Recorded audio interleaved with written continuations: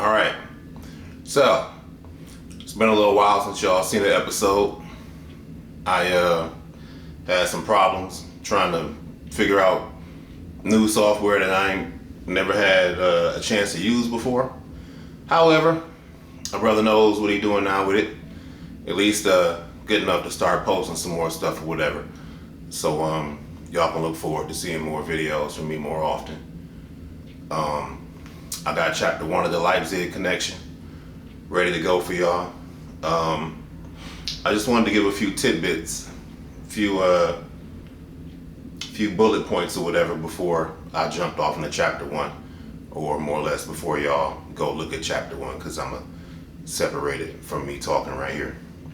But Wundt was he was the founder of experimental psychology at a university called Leipzig in Germany, and he was there for quite a few years, and he was known as the father of experimental psychology, meaning, at least to me it means, y'all might get something different out of it, but for me it means that he consistently ran experiments, and most of them would be like he would run physiological experiments to measure your body's reactions to certain experiments that he ran on you, right? He wanted to know your pulse rate, if you started to blush or not, if your skin changed color, if you started to become nervous, if you tugged at your ear. He wanted to know other vitals, if your heart picked up, if your heart rate picked up, etc., etc.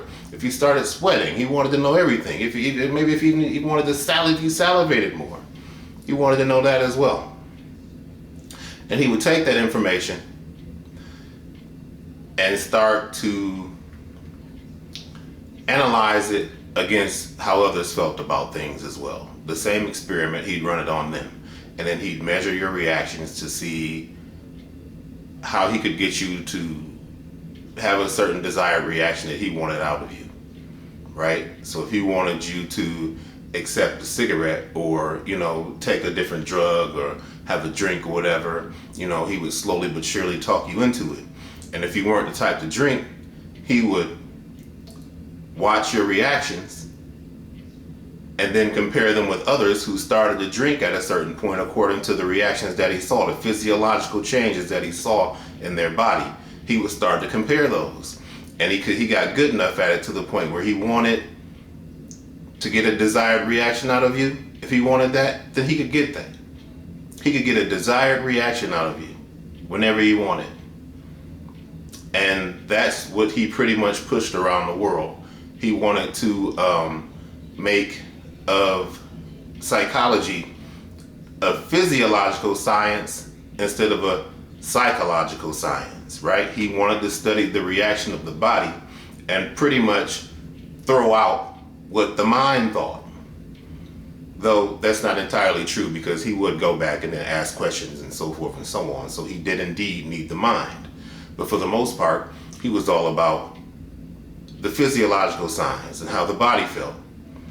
That leads into other things that I'll make a short follow-up to this video that I'll probably put at the end of chapter 1, or I'll put it at the beginning of chapter 2. I wasn't trying to talk everybody's head off with this, because I could talk forever. But certainly the science of wanting to know what and how people feel is a real thing, and people have been studying that for a long time now. A long time. They've been studying people and their reactions and how to make people react, aka you've been triggered. Well, what triggered you to feel that way? Can someone trigger you on purpose? Like Wundt was pretty much the father of triggering. It's kind of wild to think about, but he kind of was. Again, other people studied it, so it's not like that he was per se the first, but he was the one who put it all together, right? He put it all together the best that anybody has seen it, and that's how he gathered together that title for the father of psychology. And certainly if he's watching you over and over and over again, then that kind of goes into spying, and how, like, you become the spy on people, and you become a good spy because you know how people are going to react, and you know how to watch body language, and you know what certain things mean, or certain people, you give a question and they answer it in a particular way. You've already had the manual on what their answer means. So then you can proceed down the manual until you get that desired reaction to obtain whatever information that you wanted to obtain, right? And I think nowadays people still do the same thing. They're still watching people and observing and making people react in certain ways. They show you certain things on the news and people get mad and they start acting certain ways, or they get passive, or whatever it is people start doing. People definitely have learned throughout the years how to manipulate individuals. And I'm going to show that over and over and over again. So that's pretty much it for this talk. And I'll be putting up this talk and chapter 1 shortly.